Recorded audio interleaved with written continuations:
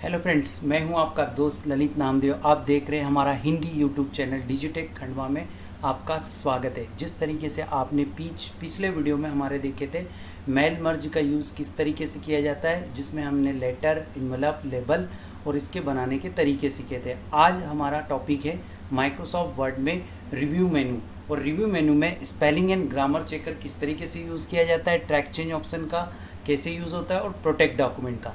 इसे जानने के लिए हम सबसे पहले क्या करेंगे, यहाँ पर स्टार्ट करते हैं माइक्रोसॉफ्ट वर्ड 2007 की विंडो। मेरे पास पहले से ही यहाँ पर डाटा इंक्लूडेड है। आप चाहे तो नया पेज ओपन करके टाइप भी कर सकते हो, लेकिन मेरे पास पहले से कोई टेक्स्ट लिखा हुआ है तो मैंने यहाँ पर ओपन कर लिया है। इसके लिए सबसे पहले हम चलते हैं रिव्यू मेनू पर। रिव्यू पर हम जाएंगे तो हमारे सामने कुछ ऑप्शन हमको दिखाई दे रहे हैं, जैसे spelling and grammar checker, research, thesis और ट्रांसलेटर। इन ऑप्शन का यूज़ किस तरीके से किया जाता है एक इजी वे में हम देखते हैं। सबसे पहले आपने क्या किया, आपके पास पहले से डेटा अवेलेबल है और मैं यहाँ पर स्पेलिंग एंड ग्रामर चेक करूँगा तो मुझे डायरेक्ट एक मैसेज दे देगा कि आपने जो भी डॉक्यूमेंट्स के अंदर टेक्स्ट लिखे वो ऑलरेडी कंप्लीटेड है, मतलब सिलेक्ट है। अब मुझे स्पेलिंग एंड ग्रामर चेक का प्रैक्टिकल देखना है कि किस तरीके से spelling and grammar check use होता है। तो फॉर एग्जांपल मान लीजिए कि मैंने यहाँ पर कोई स्पेलिंग गलत लिखा, जैसे मैंने इंस्टीट्यूट स्पेलिंग जानबूझकर यहाँ पर गलत लिखता हूँ और इंटर करूँगा तो देखो ऑटोमेटिकली उसने एग्जिट कर दिए। कुछ माइक्रोसॉफ्ट वर्ड के कुछ ऐसे फीचर्स होते हैं जिसके थ्रू आप क्या कर सकते हो, एग्जिट किया जा सकता है। अब मान लो मुझे यहाँ पर कंप्यूटर की स्पेलिंग पता है, फिर भी मैं यहाँ पर उसको गलत टाइप करता हूँ, कंप्यूटर इस तरीके से किया तो देखो ऑटोमेटिकली सिलेक्ट कर लिया, लेकिन मैंने आर ई किया तो आपके सामने यहाँ पर क्या हो जाता है, रॉन्ग आ जाता है। मतलब उसके नीचे रेड लाइन आ रही है। रेड लाइन का मतलब ये होता है कि आपने जो स्पेलिंग लिखी है वो कैसी है, गलत है। तो आप उसको चेक करने के लिए आपके पास कमांड होती है, चाहे आप F7 से भी चेक कर सकते हो। F7 से चेक करोगे तो आपको डायरेक्ट यहाँ पर बता देगा कि आपने जो कंप्यूटर की स्पेलिंग लिखी है वो गलत है, तो आप चेंज भी कर सकते हो। उसी तरीके से हम क्या कर सकते हैं, ऐसे काफ़ी सारे वर्ड है। जैसे फॉर एग्जाम्पल मुझे कम्युनिकेशन की स्पेलिंग नहीं पता है तो मैंने यहाँ पर कम्युनिकेशन जानबूझकर यहाँ पर गलत लिखा, राइट हो चुका है। और मैंने यहाँ पर क्या किया कि इसकी जगह पर ए कर देता हूँ और फिर CITON कर देता हूँ, रॉन्ग बता रहा है, मतलब कम्युनिकेशन की स्पेलिंग मेरी गलत है। अब मुझे इसको राइट करना है तो राइट कलर आप जैसे ही करोगे तो यहाँ पर देखो कम्युनिकेशन लिखा हुआ आ गया।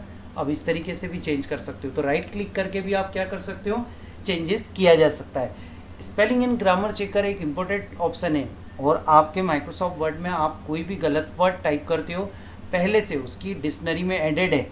आप हिंदी के वर्ड लिखोगे, जैसे फॉर एग्जांपल मेरा नाम मैंने लिख लिया तो ये इसके नीचे रेड लाइन आना ही है। क्यों? क्योंकि इस माइक्रोसॉफ्ट की डिक्शनरी में पहले से ऐड नहीं है। तो हम इसके लिए क्या करते हैं, spelling and grammar check option पर फिर जाते हैं। फिर मैं इस नाम को चेक करता हूँ तो डायरेक्टली वो बोल रहा है कि ललित नाम से कोई भी एंट्री नहीं की गई, और फिर भी आप इसको ऐड करना चाहते हो उसकी डिक्शनरी में तो आप ऐड भी करा सकते हो, या तो आप क्या करिए उसको इग्नोर ऑल कर दो। इग्नोर ऑल कर दोगे तो आपको रेड लाइन उसके नीचे नहीं दिखेगी। तो इस तरीके से हम क्या करते हैं, spelling and grammar check option का यूज़ करते हैं। दूसरा हमारे पास होता है रिसर्च। रिसर्च और थीसिस सेम वर्क करते हैं। आपको कैसे, जैसे मान लो कोई वर्ड है आपके पास कंट्रोल्स है और ये कंट्रोल्स के बारे में आपको रिसर्च करना है तो आप डायरेक्ट यहाँ पर रिसर्च पे जाओगे और कंट्रोल्स के बारे में देखोगे तो यहाँ पर आपको कोई इन्फॉर्मेशन नहीं मिल रही। आप थीसिस में जाकर उसको क्या कर सकते हो, फाइंड कर सकते हो। तो रिसर्च और थीसिस ऑप्शन दोनों साथ में यूज़ होते हैं। अब इसके लिए आपको क्या है, देखो यहाँ पर कंट्रोल से रिलेटेड आपको ऑप्शन मिल रहे हैं कि आप कंट्रोल की जगह पे व्हील यूज़ करना चाहो, जॉयस्टिक यूज़ करना चाहो, या यहाँ पर पेंडल्स यूज़ करना चाहो, ये रेन। तो आप डायरेक्ट कंट्रोल की जगह पर क्या कर सकते हो, जॉयस्टिक मुझे यूज़ करना है तो मैं थीसिस ऑप्शन के थ्रू क्या कर सकता हूँ, इसको डायरेक्टली इंसर्ट कर सकता हूँ। जहाँ पर कंट्रोल लिखा हुआ था डायरेक्टली वहाँ पर क्या आ गया है, जॉयस्टिक आ चुका है। उसी के बाद फिर हमारे पास होता है नेक्स्ट ऑप्शन पर हम यहाँ जाते हैं तो कुछ ट्रांसलेट स्क्रीन्स रहती है। हम एक सबसे बड़ी चीज़ है कि आपने जो डेटा टाइप किया है वो किस लैंग्वेज में किया है। हमारे पास जो लैंग्वेज है, जनरली हम कंप्यूटर के अंदर जो भी हमेशा लैंग्वेज यूज़ करते हैं वो हमेशा आपको क्या करके रखना है, इंग्लिश US। कौन सी करके रखना है, इंग्लिश US। उसी के बाद आप डिफ़ॉल्ट लैंग्वेज भी सेट करोगे तो आप डिफ़ॉल्ट लैंग्वेज में जाओगे तो आप कंप्यूटर में जो भी डिफ़ॉल्ट लैंग्वेज सेलेक्ट करते हो, तो देखो हमने यहाँ पर करके रखी है इंग्लिश यूएस और हिंदी। जनरली हम हिंदी का भी यूज़ करते थे, इसलिए इंडिया में इंस्टॉलेशंस किया गया, तो इसलिए हिंदी नाम भी यहाँ पर आ रहा है। आपको कुछ नहीं करना है, इसको ओके करके बाहर आ जाइए। उसी के बाद हमारे पास होता है नेक्स्ट ऑप्शन, हम यहाँ पर बात कर रहे हैं रिसर्च के बाद थीसिस यूज हो गया। अब हम इसको यूज़ करते हैं ट्रांसलेट ऑप्शन को। ट्रांसलेट ऑप्शन का यूज़ किस तरीके से किया जाता है? देखो दो तरीके से होता है। कभी आपका सिस्टम कंप्यूटर ऑफलाइन है तो आपका ट्रांसलेट ऑप्शन एक्टिव नहीं होगा, और कभी आपका सिस्टम इंटरनेट से कनेक्टेड है तो आप जिस तरीके से गूगल ट्रांसलेट यूज़ करते हो सेम उसी तरीके से माइक्रोसॉफ्ट में भी आप क्या कर सकते हो, वर्ड में ट्रांसलेट ऑप्शन का यूज़ कर लेते। उसके लिए आपको क्या करना है प्रोसेस, सबसे पहले डेटा को सिलेक्ट करना है। ट्रांसलेट ऑप्शन पर आप जैसे ही जाओगे आपका कंप्यूटर डायरेक्टली क्या कर रहा है, फाइंड कर रहा है। मैंने आपको दोस्तों एक शर्त बताई है कि आपके सिस्टम के अंदर इंटरनेट अवेलेबल होना चाहिए तो ही ऑप्शन ऑन होगा, वरना आपको क्या दिखाएगा, डीएक्टिवेटेड दिखाएगा। अब एक्टिवेट करने के लिए मैंने आपको बताया कि जैसे मैंने मेरा डेटा जो है वो इंग्लिश में सिलेक्ट किया है, लेकिन मुझे लैंग्वेज चेंज करना है। मैं यहाँ से चाहता हूँ कि मुझे हिंदी में डेटा शो हो, तो उसके लिए आपको क्या करना है, हिंदी सिलेक्ट करना है। अब हिंदी ऑप्शन हम यहाँ पर क्या देखते हैं, हिंदी कहीं दिख रहा है, यस हमें हिंदी यहाँ पर शो हो रहा है। और जैसे ही जाएंगे देखो आपको हिंदी में डेटा शो हो रहा है। आपने जो टैब लिखा है कि on the insert tab galleries, तो आपको यहाँ दिखा रहा है पूरा हिंदी में डेटा दिखाई दे रहा है। आप बोलते हो कि नहीं मुझे इज़राइल में चाहिए, मराठी में चाहिए, तो मराठी में डेटा इंसर्ट हो जाएगा। इस तरीके से जो डिफ़ॉल्ट लैंग्वेज है, आप यहाँ पर थाईलैंड की लैंग्वेज तो थाईलैंड में चेंजेस हो जाएगा। तो हर कंट्री के अकॉर्डिंग आप क्या कर सकते हो, चेंज कर। जैसे पंजाबी, तो देखो यहाँ पर पंजाबी अभी माइक्रोसॉफ्ट के पास अवेलेबल नहीं, इसलिए उसने यहाँ पर देखो फाइंड कर रहा है। उसी के बाद आप किसी भी कंट्री की लैंग्वेज को ईजिली यहाँ पर क्या कर सकते हो, चेंज किया जा सकता है। आप यहाँ पर रसियन रखना चाहो तो रसियन रख सकते हो, आपको स्पेनिश रखना चाहे तो स्पेनिश रख सकते हो। तो इस तरीके से ट्रांसलेट ऑप्शन का आप क्या कर सकते हो, यूज़ कर सकते हो।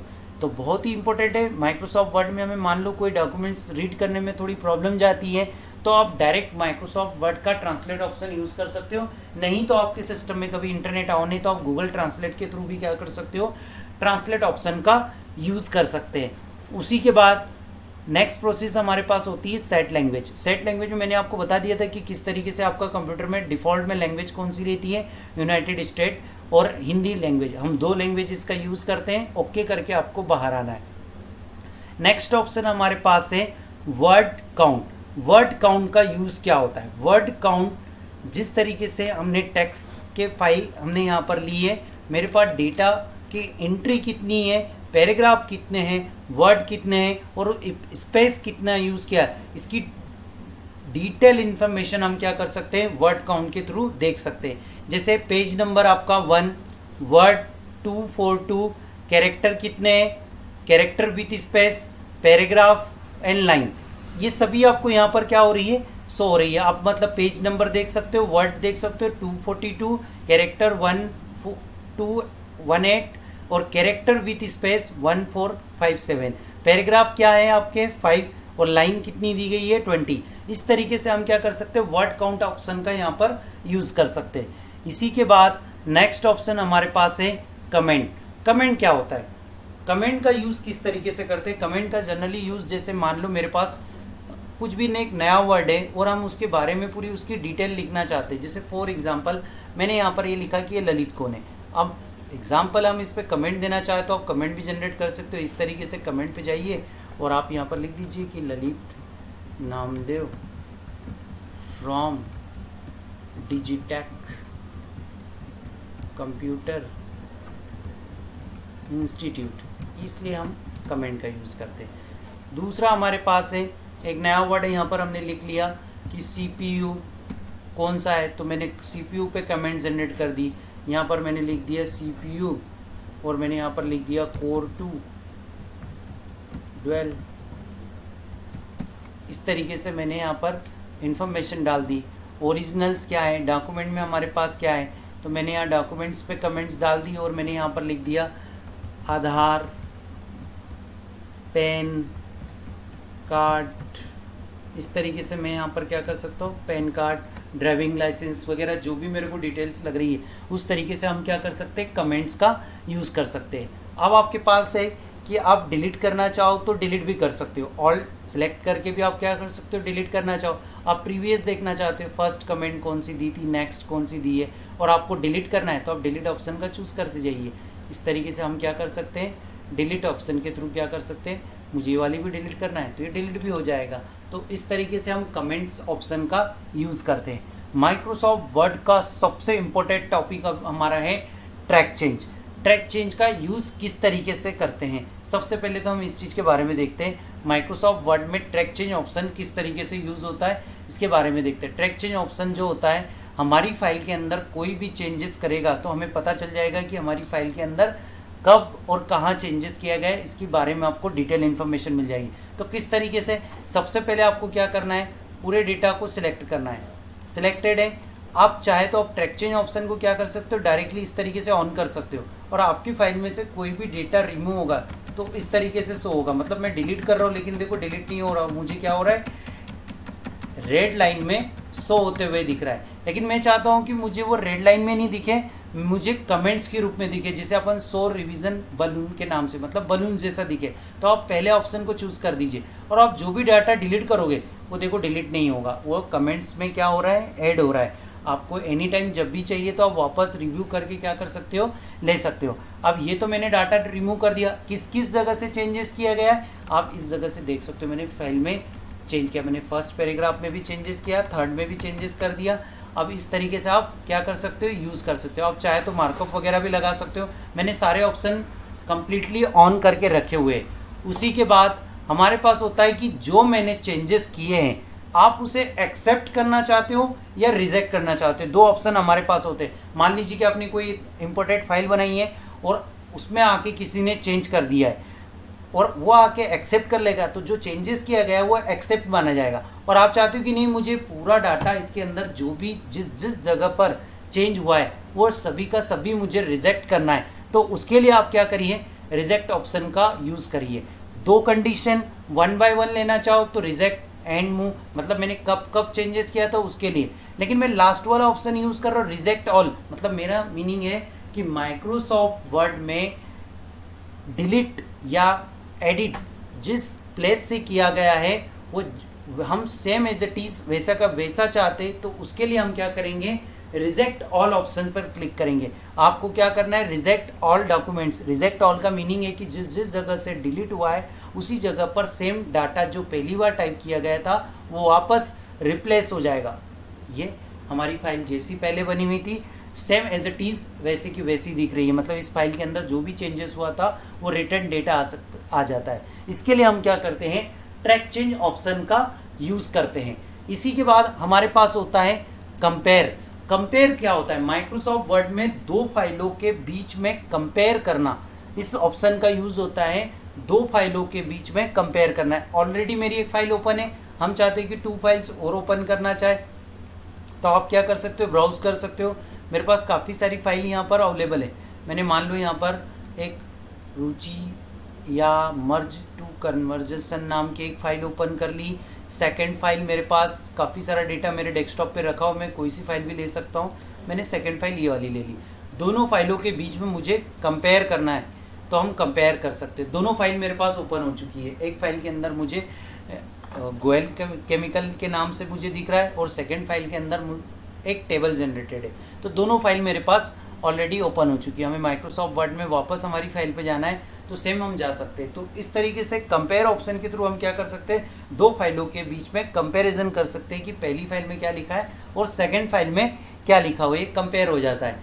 उसी के बाद हमारे पास सबसे इम्पोर्टेंट होता है, जैसे कि हमारा डॉक्यूमेंट काफ़ी इम्पोर्टेंट है और कोई भी आता है इस फाइल के अंदर चेंज कर लेता है या देख लेता है, हम चाहते हैं कि हमारे डाटा को हमें प्रोटेक्शन देना है या सिक्योरिटी प्रोवाइड करना है, तो उसके लिए हम क्या करेंगे, प्रोटेक्ट डॉक्यूमेंट का यूज़ करेंगे। प्रोटेक्ट डॉक्यूमेंट का मीनिंग होता है कि आपकी फाइल एक प्रोटेक्ट हो जाएगी, मतलब ऑनली इसको क्या कर सकते हैं, प्रोटेक्ट। तो लगाते कैसे, सबसे पहले हम इसको देखते हैं। प्रोटेक्शन लगाने के लिए सबसे पहले आपको क्या करना पड़ेगा, पहला ऑप्शन पर हम यूज़ करते हैं कि फॉर्मेटिंग एंड एडिटिंग। तो इस पर आपको जाना है, लिमिट फॉर्मेटिंग और उसके बाद अलाउ नो चेंज, सिर्फ रीड ओनली। नो चेंज का मतलब होता है कि फाइल के अंदर कोई भी चेंजेस नहीं होगा।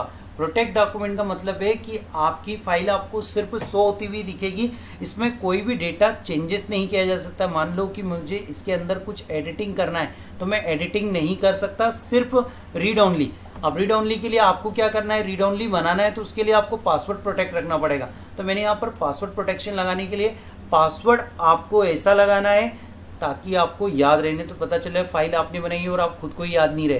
तो इस तरीके से कई बार होता है कि फाइल हमने बनाई है और हाई प्रोटेक्ट बनाने के चक्कर में हमने क्या करा है, इतना डिफ़िकल्ट पासवर्ड डाल दिया कि बाद में हमें ही नहीं याद है। तो पासवर्ड आप इजी रखिए जो आपको याद रहे। तो मैंने यहाँ पर पासवर्ड क्या किया 1 2 3 4 5 same as it is. Retype password आपको वही रखना है 1 2 3 4 5। आप प्रोटेक्ट कर दीजिए। आपकी फ़ाइल में अब हम यहाँ पर चेंजेस करने की कोशिश करते हैं। आपकी फ़ाइल के अंदर कोई भी चेंजेस नहीं होगा। देखो मैं यहाँ पर डेटा को कट कर रहा हूँ लेकिन कट या कुछ भी नहीं है, सारे ऑप्शन आपको डीएक्टिवेट दिख रहे। तो इस तरीके से आप क्या कर सकते हो, माइक्रोसॉफ्ट वर्ड के अंदर प्रोटेक्ट डॉक्यूमेंट कर सकते हो। ये काफ़ी इंपॉर्टेंट होता है। जैसे हमने किसी को फाइल चेक करने को दी है और मान लो वो डेटा हमारा चेंजेस कर देता है तो हम क्या कर सकते हैं, प्रोटेक्ट डॉक्यूमेंट के थ्रू क्या कर सकते हैं, उसको सिक्योरिटी प्रोवाइड कर सकते हैं ताकि हमारे डेटा को कोई देख ना पाए या उसके अंदर चेंजेस ना कर पाए। इसलिए हम क्या करते हैं, यहाँ पर प्रोटेक्ट डॉक्यूमेंट का यूज़ करते हैं। दोस्तों आज का हमारा वीडियो आपको कैसा लगा, इसके लिए आप सब्सक्राइब और लाइक और शेयर कीजिए ताकि हमारे आने वाले वीडियो, एक बार आप बेल आइकॉन ज़रूर क्लिक करिए ताकि हमारे